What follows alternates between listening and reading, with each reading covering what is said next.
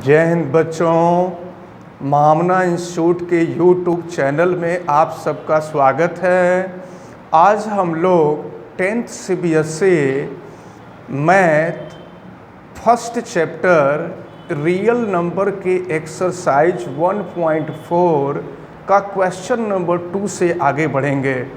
Question number 1 में 10th part थे और सबको हम लोग पिछली वीडियो में देखे थे।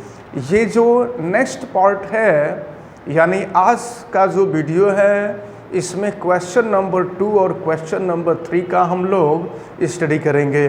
तो चलिए देखते हैं क्वेश्चन नंबर 2 क्या है। आप अपने बुक में ध्यान से देखें, लेकिन वीडियो को शुरू करने से पहले आप सभी लोग लाइक करें। जो लोग सब्सक्राइब नहीं किए हैं वो लोग सब्सक्राइब कर दें और अधिक से अधिक अपने फ्रेंड्स अपने दोस्तों को शेयर कर दें। बेल आइकन को भी प्रेस करें और आवश्यकता समझ में आने पर कमेंट भी करें। तो चलिए शुरू करते हैं एक्सरसाइज 1.4 का क्वेश्चन नंबर 2। क्वेश्चन नंबर 2 दिया है, write down the decimal expansion of those rational numbers in question number 1 above which have terminating decimal expansion।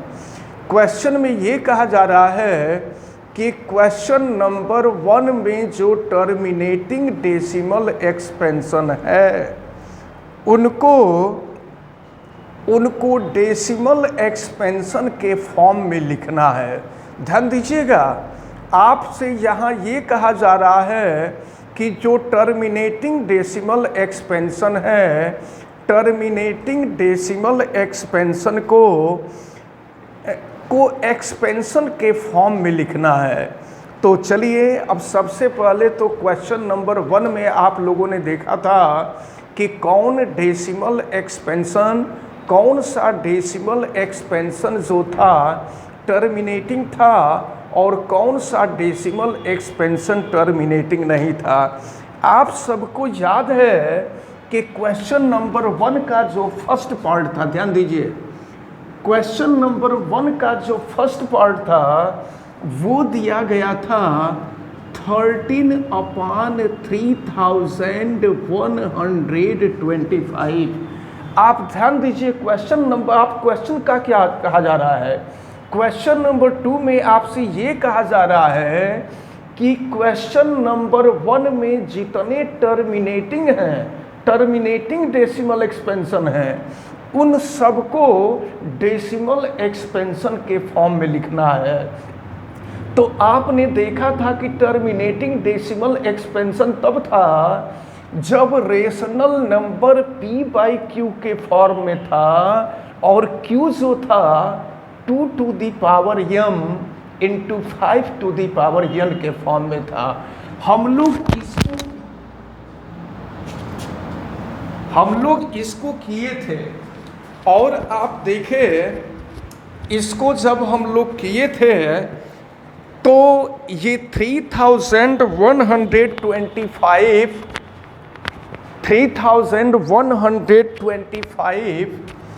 का जब फैक्टराइजेशन, प्राइम फैक्टराइजेशन किया गया था तो प्राइम फैक्टराइजेशन में आपने देखा था, ये बताओ बेटा ये क्या था, 3125 को ये 5 का पावर कितना आया था बताइए, ये 5 का पावर 5 आया था, इसको 5 का पावर 5 किया गया था। यही था ना, याद है आप लोगों को ना। अच्छा अब देखिए आप कि अब यहाँ पर आपको डिवीजन नहीं करना है और बिना डिवीजन के ही इसको डेसिमल के फॉर्म में करना है।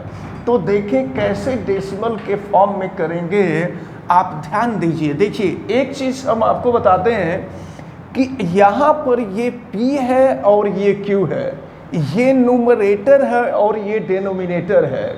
तो डेनोमिनेटर में आपको ध्यान देना होगा कि जितना 5 का पावर होता है 2 का भी पावर उतना ही होना चाहिए, ठीक है। ये न्यूमरेटर अपना डिनोमिनेटर है, तो डेनोमिनेटर में जितना 5 का पावर है 2 का भी पावर उतना ही होना चाहिए। तभी ये बड़ी आसानी से डेसिमल एक्सपेंशन के फॉर्म में हो जाएगा। तो अब देखिए हम क्या कर रहे हैं बेटा, ये है 5 का पावर 5, हम 2 टू दी पावर 5 से न्यूमरेटर और डिनोमिनेटर दोनों में मल्टीप्लाई कर दे रहे हैं। हमने अभी आपको बताया है कि इसको डेसिमल एक्सपेंशन में करने के लिए जितना 5 का पावर है 2 का भी पावर उतना ही होना चाहिए। लेकिन यहाँ पर 5 का पावर 5 था तो 2 का पावर भी 5 होना चाहिए, इसलिए 2 का पावर 5 से हम न्यूमरेटर में भी मल्टीप्लाई कर दिए हैं और डिनोमिनेटर में भी मल्टीप्लाई कर दिए। अब देखो बेटा क्या होगा, ये है 13 into 2 to the power 5। 2 to the power 5 क्या होता है बेटा, 32 होता है। तो ये 2 टू दी पावर 5 32 होता है। और फिर जरा यहाँ देख लीजिए, ये 5 का पावर 5 है और 2 का पावर 5 है। देखो बेटा इसको हम एक जगह 5 इंटू 2 का पावर 5 कर सकते हैं। क्लास 9th में आप लोग देखे हैं कि अगर पावर सेम है तो बेस को एक साथ करके पावर लिखा जा सकता है। तो देखिए यहाँ 5 का पावर 5 है, 2 का पावर 5 है, तो इनका पावर हम एक जगह कर दे रहे हैं और बेस को एक साथ कर दे रहे हैं 5 इंटू 2। अब जरा नेक्स्ट स्टेप में आपको देखना होगा 13 और 32 का मल्टीप्लिकेशन करना होगा। हमको मल्टीप्लिकेशन करके जल्दी बताइए। 416 आ रहा है। और ये देखिए 5 इंटू 2 क्या हो जाएगा बेटा, 10 हो जाएगा। ध्यान दीजिए, ये हो जाएगा 10 और 10 का पावर 5 हो जाएगा। बहुत इजी मेथड है इन क्वेश्चंस को सॉल्व करने का। अब ये है आपका 416 और 10 टू दी पावर 5 को हम लिख सकते हैं 1 के सामने कितने जीरो हो जाएंगे, 5 जीरो हो जाएंगे। अब हम इससे इसको डिवाइड करेंगे। देखिए तो डेसिमल के बाद क्या होना चाहिए,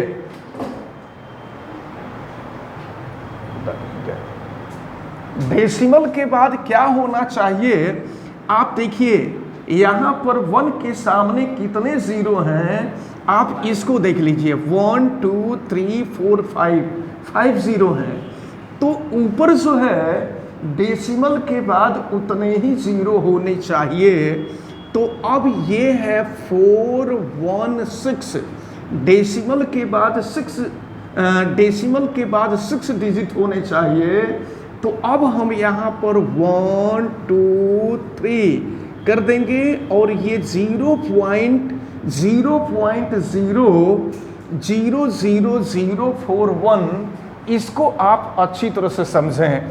तो इस प्रकार से अगर रेशनल नंबर होता है और रेशनल नंबर को डेसिमल एक्सपेंशन में कन्वर्ट करना होता है तो ऐसे ही डेसिमल एक्सपेंशन में कन्वर्ट करते हैं। आप सबको ये समझ में आ गया है अच्छी तरह से? किसी प्रकार की कोई दिक्कत हो तो बताइए। समझे क्या किया गया है ना, ये न्यूमरेटर अपॉन डिनोमिनेटर है। तो डिनोमिनेटर को 5 का पावर 5 के फॉर्म में था और हमने आपको बताया था कि डिनोमिनेटर में जितना 5 का पावर है 2 का पावर भी उतना ही होना चाहिए। तो 5 का पावर 5 है, 2 का पावर 5 होना चाहिए। तो 2 का पावर 5 से न्यूमरेटर और डिनोमिनेटर में मल्टीप्लाई कर दिया हमने, तो ये 13 है और 2 का पावर 5 32 हो गया। अब यहाँ भी पावर 5 है, यहाँ भी पावर 5 है, तो 5 इंटू 2 का पावर 5 हो गया। 13 में 32 का आपने मल्टीप्लाई किया तो ये हो गया 416 और इसके बाद नीचे हो गया 10 का पावर 5। 10 का पावर 5 का मतलब 1 के सामने 5 जीरो होता है। तो अब देखिए 416 और 1 के सामने 5 जीरो, 1 के सामने 5 जीरो। तो ज़रा देखिए 5 जीरो है ना, यहाँ पे केयर करना है आपको, 5 जीरो है। तो तो जितने ज़ीरो हैं डेसिमल के बाद उतने ही डिजिट होने चाहिए। यहाँ पे गलत हुआ था। तो 5 ज़ीरो हैं तो डेसिमल के बाद 5 डिजिट होना चाहिए। तो 5 डिजिट करेंगे तो 0.00416 हो जाएगा। और अब इसके बाद हम देखते हैं कि इसका कौन सा क्वेश्चन था जो टर्मिनेटिंग था। सेकंड वाला टर्मिनेटिंग था कि नहीं? पहले का जो सेकंड पार्ट था, सेकंड पार्ट भी टर्मिनेटिंग था। तो देखते हैं हम इस सेकंड पार्ट को, क्या है ये सेकंड पार्ट। तो पहले का जो सेकंड पार्ट है, ध्यान दो बेटा, ये दिया हुआ है 17/8 जो टर्मिनेटिंग है, केवल टर्मिनेटिंग को ही सॉल्व करना है। तो अब ये हो जाएगा आपका 17 और ये है 8 को क्या, 8 का फैक्टराइजेशन क्या होगा, 2 × 2 × 2 होगा। तो ये हो गया 2 का पावर 3। अभी हमने आपको बताया कि अगर नीचे 2 का पावर, देखिए 2 का पावर, ये न्यूमरेटर अपॉन डिनोमिनेटर है। तो अगर डिनोमिनेटर में 2 का पावर 3 है तो 5 का भी पावर 3 होना चाहिए। तो 5 का पावर 3 करने के लिए देखिए क्या करेंगे, 5 का पावर 3 से डिनोमिनेटर और न्यूमरेटर दोनों में मल्टीप्लाई कर देंगे, ये हो जाएगा 5 का पावर 3। अब हम यहाँ सॉल्व करते हैं, ये है 17 और 5 का पावर 3 क्या होता है बेटा, 5 का पावर 3 यानी 5 × 5 × 5 क्या होगा बाबू, 125 हो गया। और फिर यहाँ देखिए, यहाँ 2 का पावर 3 है और 5 का भी पावर 3 है। तो इसको हम एक जगह लिख देंगे 2 × 5 का पावर 3। अब आपको यहाँ पर 17 को 125 से मल्टीप्लाई करना होगा। आप बताइए जल्दी, 17 का 125 से मल्टीप्लिकेशन करने पर कितना आ रहा है, आप जल्दी बतावें, जल्दी बोलो बाबू, 1125। सही बताइएगा, 1125, यही है ना, 1125 सही है बेटा। सबका इतना आया है, सबका आया इतना। अब देखिए ये हो जाएगा आपका, गलत है, ये गलत है, सही बताइए जल्दी, जल्दी बोलिए। 2125, 2125 और ये है आपका 2 × 5 10 और 10 का पावर हो जाएगा 3। और फिर देखो क्या हो जाएगा, 2125 और 10 का पावर 3, 10 का पावर 3 का मतलब हो जाएगा 1000 हो जाएगा। अब 1000 से हम इसमें डिवाइड करेंगे तो डेसिमल के बाद 3 डिजिट होगा, तो ये हो जाएगा 2.125, ये हो गया। तो आपको ये फर्स्ट पार्ट और सेकंड पार्ट आप सबको समझ में आया? क्लियर है ना? चलिए अब इसी तरह से हम आगे बढ़ते हैं। अब बताइए कि कौन कौन था इसका फोर्थ पार्ट जो था टर्मिनेटिंग था। जो टर्मिनेटिंग था केवल उसी को डेसिमल एक्सपेंशन के फॉर्म में सॉल्व करना है। तो चलिए देखते हैं इसके फोर्थ पार्ट को।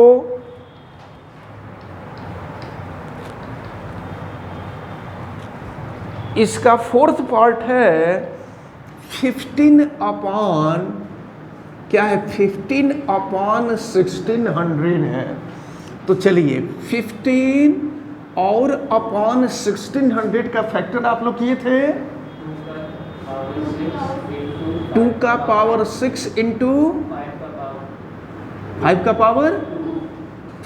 पावर 2 था। अब ध्यान दीजिएगा, यहाँ हमने अभी आपको बताया था ये न्यूमरेटर है और ये डिनोमिनेटर है। डिनोमिनेटर में दोनों का पावर सेम होना चाहिए। 2 का पावर जितना है 5 का भी पावर उतना ही होना चाहिए। तो अब देखिए 2 का पावर 6 है तो 5 का पावर भी 6 होना चाहिए। और 5 का पावर 6 करने के लिए क्या करें हम, 5 का पावर 4 का मल्टीप्लाई कर दें, 5 का पावर 4 का मल्टीप्लाई कर दिया जाए। तो देखिए न्यूमरेटर और डिनोमिनेटर दोनों में 5 का पावर 4 का हम मल्टीप्लाई कर देंगे और मल्टीप्लाई करेंगे तो ये हो गया 15। और देखो 5 का पावर 4 क्या होगा बेटा, 5 इंटू 5 25, 25 इंटू 5 125, अब 125 इंटू 5 625। तो 5 का पावर 4 जो होगा ये 625 हो जाएगा। और यहाँ देखिए फिर 2 का पावर 6 है और ये देखो बेटा 5 का पावर 2 और 5 का पावर 4 जब मल्टीप्लाई करेंगे, और मल्टीप्लिकेशन में आपको पता है कि अगर बेस सेम हो तो पावर सेम हो जाता है। ये हो जाएगा आपका 5 का पावर 6। अब हम यहाँ आगे बढ़ेंगे, 625 में 15 का मल्टीप्लिकेशन करके बताइए आप। 625 का 15 में मल्टीप्लिकेशन करके आप बतावें कि कितना आ रहा है। जल्दी 1 मिनट का टाइम लीजिए और जल्दी तुरंत करके बता दिया करिए आप लोग, और सही सही बताइए, गलत मत बताइए। चलो बेटा जल्दी बोलो। 9,000 बोलो, 9,335 75। ये जो लोग वीडियो देख रहे हैं वो लोग भी करके देख लेंगे। ये 625 में 15 का मल्टीप्लिकेशन करेंगे, और ये मल्टीप्लिकेशन सही है बेटा, सब लोग किए हैं। चलिए, और फिर ये है आपका 2 का पावर 6 इंटू 5 का पावर 6। तो देखिए इसको हम एक जगह कर देंगे, 2 इंटू 5 का पावर 6 कर देंगे। और फिर ये देखिए 9,375 और 2 इंटू 5 10 का पावर 6 हो जाएगा। और फिर ये हो गया 9,375 और 10 का पावर 6, 10 का पावर 6 यानी 1 के सामने कितने ज़ीरो हो जाएंगे, 6 ज़ीरोज़ हो जाएंगे। तो अब यहाँ ध्यान दीजिए कि डिनोमिनेटर में 1 के सामने जितने ज़ीरो होते हैं, न्यूमरेटर में डेसिमल के बाद उतने ही डिजिट होते हैं। तो यहाँ 9375 है, तो ये 4 डिजिट है और चाहिए 6 डिजिट, तो इसलिए 2 डिजिट हम और इधर कर देंगे, तो ये हो जाएगा 0.009375। आप सबको समझ में आया ये भी। अब आप ये बताइए कि अब कौन सा है जो टर्मिनेटिंग में था, टर्मिनेटिंग के फॉर्म में था, 6 है। इसको इरेज कर दे, सबको समझ में आया अच्छी तरह से। चलिए इरेज कर देते हैं। अब हम देखते हैं क्वेश्चन नंबर 6, क्वेश्चन नंबर 2 का 6 पार्ट, और 6 पार्ट में दिया हुआ है 23/2 का पावर 3, 2 का पावर 3 इंटू 5 का पावर 2 है, 5 का स्क्वायर है, इसको सॉल्व करना है। तो अब देखें ये हो गया 23, और देखो यहाँ 2 का पावर 3 है तो 5 का भी पावर 3 होना चाहिए। हमने आपको बताया है कि डिनोमिनेटर में 2 का पावर और 5 का पावर दोनों का पावर सेम होना चाहिए। तो अब देखें इसके लिए हम करेंगे क्या, इनटू ये 5 का स्क्वायर है, हम 5 से ऊपर नीचे मल्टीप्लाई कर देंगे। ऊपर 5 यानी 5 का पावर 1, और नीचे भी हम कर देंगे 5 का पावर 1। फिर देखें क्या हो जाएगा। ऊपर तो हो गया 23 इंटू 5, और नीचे देखिए ये 2 का पावर 3 और फिर 5 का पावर 2 इंटू 5 का पावर 1, 5 का पावर 3 हो जाएगा। फिर मल्टीप्लाई कर दीजिए 23 का 5 में, हाँ बोलिए 115, और फिर इसको हम लिख सकते हैं 2 इंटू 5 का पावर 3, ये हो गया आपका 115, और 2 इंटू 5 हो जाएगा 10 का पावर 3, ये हो गया 115, और 10 का पावर क्यूब का मतलब क्या होगा बेटा, 1000 हो जाएगा।